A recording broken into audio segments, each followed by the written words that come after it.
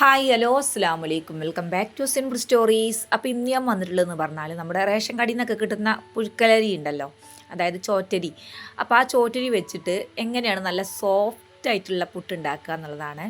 അപ്പോൾ നിങ്ങൾ video skip ചെയ്യാതെ എൻ്റെ വരെ ഒന്ന് കാണാൻ ശ്രമിക്കണേ. പുതിയ വ്യൂവേഴ്സ് കണ്ടി നമ്മളെ ചാനലൊന്ന് ലൈക്ക് ചെയ്ത് കമൻറ്റ് ചെയ്ത് സബ്സ്ക്രൈബ് ചെയ്ത് സപ്പോർട്ട് ചെയ്യണേ. കൂടെ തന്നെ ആ ബെല്ലൈക്കൺ ക്ലിക്ക് ചെയ്യാനും കൂടി മറന്നു പോവല്ലേ.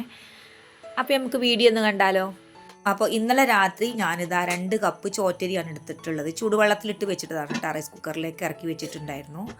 അപ്പോൾ അതൊന്ന് പുറത്തെടുത്തിട്ട് നല്ലോണം ഒന്ന് കഴുകിയിട്ട്, ഞാൻ കഴുകാതെയാണ് ഇട്ട് വെച്ചിരുന്നത്, നല്ലോണം കഴുകിയിട്ട് ആ വെള്ളമൊക്കെ ഊറ്റി മാറ്റി വെക്കുന്നുണ്ട്. അപ്പോൾ ഇതാ കറിക്ക് വേണ്ട കുറച്ച് കടലി ഞാൻ വെള്ളത്തിലിട്ടിട്ടുണ്ടായിരുന്നു. അരിയിൽ നിന്ന് വെള്ളം നല്ലോണം മാറുന്നതിന് ശേഷം മാത്രമേ നമ്മൾ പൊടിച്ചെടുക്കാൻ പാടുള്ളൂ. അപ്പോൾ ആ ഒരു കാര്യങ്ങൾ പ്രത്യേകം ശ്രദ്ധിക്കണം. അപ്പോൾ അതാ വെള്ളമൊക്കെ നല്ലോണം ഊറ്റി മാറ്റി ഇപ്പോൾ ഞാനൊരു മിക്സിൻ്റെ പൊടിക്കണ ജാർ എടുത്തിട്ടുണ്ട്. എന്നിട്ട് അതിലിട്ടിട്ട് ഓരോരോ ബാച്ചായിട്ട് ഇങ്ങനെ പൊടിച്ചെടുക്കുന്നുണ്ട്. അപ്പോൾ നമുക്ക് തൊട്ട് നോക്കുമ്പോൾ അറിയാൻ പറ്റും എത്രത്തോളമാണ് അരി പൊടിഞ്ഞിട്ടുള്ളത് എന്നുള്ളത്. ഇല്ലെങ്കിൽ ഒന്നും കൂടി ഒന്ന് പൊടിച്ചെടുക്കുക. അപ്പോൾ നല്ല നൈസായിട്ടൊന്നും നമുക്ക് പൊടിഞ്ഞ് കിട്ടൂല, പുട്ടിൻ്റെ ആ ഒരു പാകത്തിന് തന്നെ കിട്ടുള്ളൂ. അങ്ങനെ പൊടിച്ചതൊക്കെ തന്നെ ഞാൻ വേറൊരു പാത്രത്തിലേക്ക് മാറ്റിയിട്ട് ഓരോ ബാച്ചായിട്ട് ഇങ്ങനെ പൊടിച്ചെടുക്കുന്നുണ്ട്.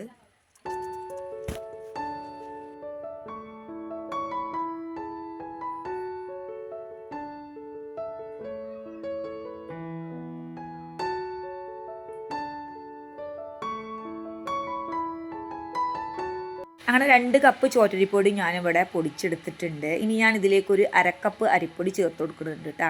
ഇത് ഓപ്ഷണലാണ്, അരിപ്പൊടി ഒന്നും തന്നെ ചേർക്കേണ്ട കാര്യമില്ല. ഈ പുട്ട് ഇങ്ങനെ തന്നെ ചുട്ടെടുക്കാൻ പറ്റും. അപ്പോൾ ചുട്ടെടുക്കുമ്പോൾ നല്ല സോഫ്റ്റും ഉണ്ട്, നല്ല ടേസ്റ്റും ഉണ്ട് കേട്ടോ.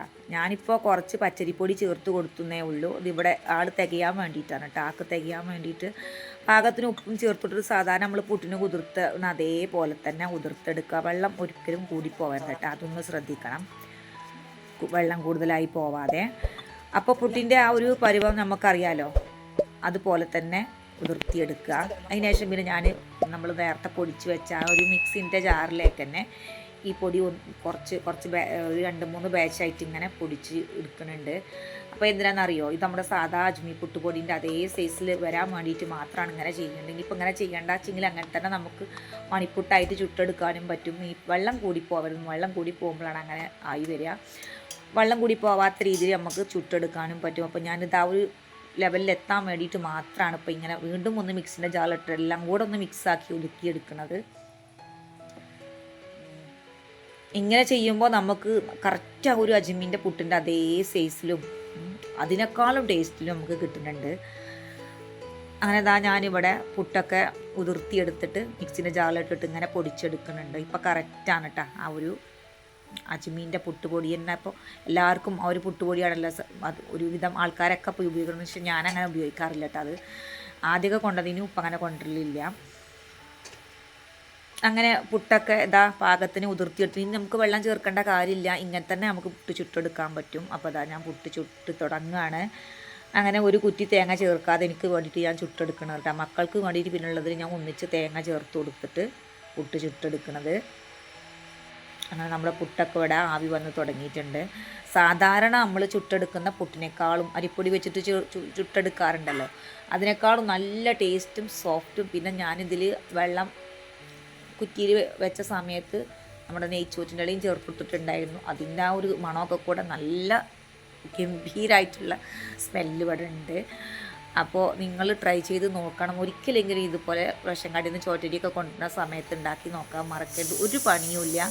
രാത്രി നമ്മൾ സാധാരണ എന്തെങ്കിലുമൊക്കെ ബ്രേക്ക്ഫാസ്റ്റ് ഉണ്ടാക്കാൻ വേണ്ടിയിട്ട് കടലയോ അങ്ങനെയൊക്കെ കുതിർത്ത് പകലി മാവരച്ചൊക്കെ ചെയ്യൂലേ, അതേ സെയിം നമുക്ക് കുറച്ച് ചൂടുവെള്ളത്തിൽ അരി ഇട്ട് കൊടുത്തിട്ട് കുതിർത്ത് വെച്ചാൽ മാത്രം മതി. അപ്പോൾ ഇതിൻ്റെ കൂടെ ഇനിയിപ്പോൾ കറി വേണമെന്നില്ല. ഞാൻ ഇവിടെ കടലക്കറിയാണ് ഉണ്ടാക്കിയിട്ടുള്ളത്. ബീഫ് നല്ല കോമ്പിനേഷൻ, ചിക്കൻ, മട്ടൻ, എന്തിൻ്റെ കൂടെയും ഈ ഒരു പുട്ട് കോമ്പിനേഷൻ. ഇനി അതൊന്നുമല്ല, ചായൻ്റെ കൂടെ, വെറും ചായൻ്റെ കൂടെ മാത്രം കഴിച്ചാലും ഈ പുട്ടിന് നല്ല ടേസ്റ്റ് ഉണ്ട്. അപ്പോൾ നിങ്ങൾ ഒരിക്കലെങ്കിലും ഇങ്ങനെ ട്രൈ ചെയ്ത് നോക്കിയിട്ട് ഫീഡ്ബാക്ക് അറിയിക്കണം. വീഡിയോ ഇഷ്ടപ്പെട്ടാൽ ലൈക്ക് ചെയ്യാനും അതുപോലെ തന്നെ നമ്മുടെ ചാനൽ ഫോളോ ചെയ്യാനും മറക്കല്ലേ. അതുപോലെ തന്നെ നമ്മുടെ വീഡിയോ കണ്ടിഷ്ടപ്പെട്ടാൽ സബ്സ്ക്രൈബ് ചെയ്യാനും അതുപോലെ തന്നെ കമൻറ്റ് ചെയ്യാനും ഒന്നും മറക്കരുത്. ആ ബെല്ലൈക്കൺ ക്ലിക്ക് ചെയ്യാനും. ഒരുപാട് കൂട്ടുകാർ നമ്മളെ വീഡിയോ കണ്ടിട്ട് ലൈക്കും കമൻറ്റും സബ്സ്ക്രൈബും ഒക്കെ ചെയ്യാതെ പോകുന്നുണ്ട്. എന്തുകൊണ്ടാണെന്ന് അറിയില്ല. നിങ്ങൾ കമൻറ്റ് ചെയ്യുക. കമൻറ്റ് ചെയ്യുന്നതിനനുസരിച്ചാണ് നമ്മുടെ വീഡിയോയിൽ നമുക്ക് മാറ്റം വരുത്താൻ പറ്റുള്ളൂ. അതുപോലെ തന്നെ കമൻറ്റ് ചെയ്യുകയാണെങ്കിൽ തന്നെ വീഡിയോൻ്റെ ഒരു പകുതി ഭാഗമെങ്കിലും കണ്ടിട്ട് നിങ്ങൾ കമൻറ്റ് ചെയ്യുക. അല്ലെങ്കിൽ നമുക്ക് ആ ലൈക്കും കമൻറ്റും സബ്സ്ക്രൈബൊക്കെ സ്പാമായി പോവും. അതുകൊണ്ട് അത് മറക്കാതെ ഒന്ന് ശ്രദ്ധിക്കുക. അപ്പോൾ അടുത്ത നല്ലൊരു ഉഷാർ വീഡിയോ ആയിട്ട് ഇൻഷാ അല്ലാഹ് നമുക്ക് വീണ്ടും കാണാം. Thank you for watching. Bye. അസ്സലാമു അലൈക്കും.